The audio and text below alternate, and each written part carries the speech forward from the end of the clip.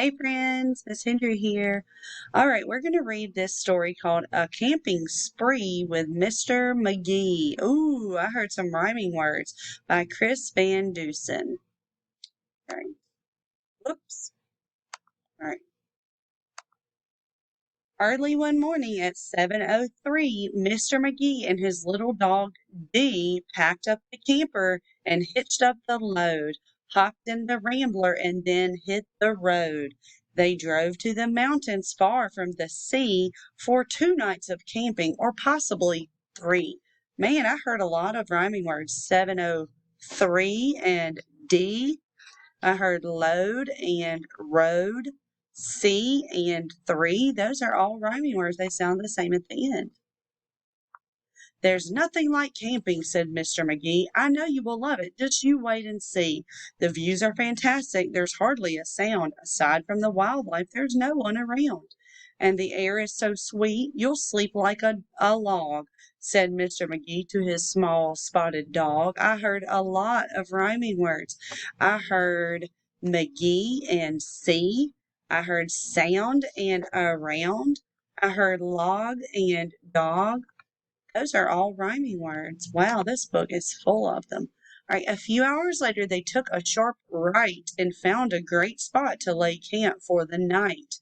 It was high on a hill with a beautiful view of Mount Adams, Mount Lincoln, and Jefferson, too. But perhaps the most wonderful feature of all was the brook that ran over a steep waterfall. Man, all right, ready? Right and night, view and two, all and waterfall. Those are rhyming words. Dee gathered pine cones and branches and logs. McGee made a campfire and cooked some hot dogs. And as the sun set behind far distant knolls, they sat roasting marshmallows over the coals. Wow, this sounds like a nice little camping trip.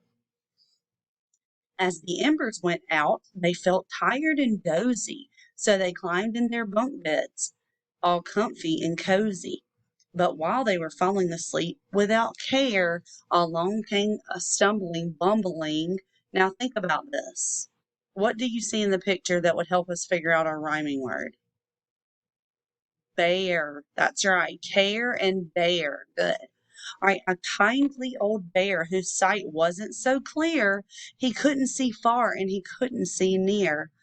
But he could smell marshmallows, sticky and sweet. This smell made him hungry. He wanted a treat.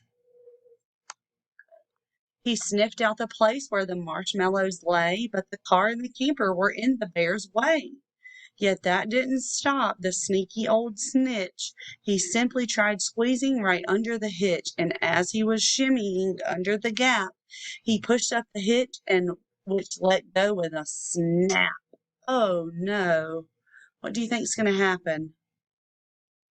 Yeah, his RV might roll away. That's a little scary. Now that the camper and car were untied, they started to roll down the rocky hillside. The car bounced away on the old logging road, while the camper was heading to where the stream flowed.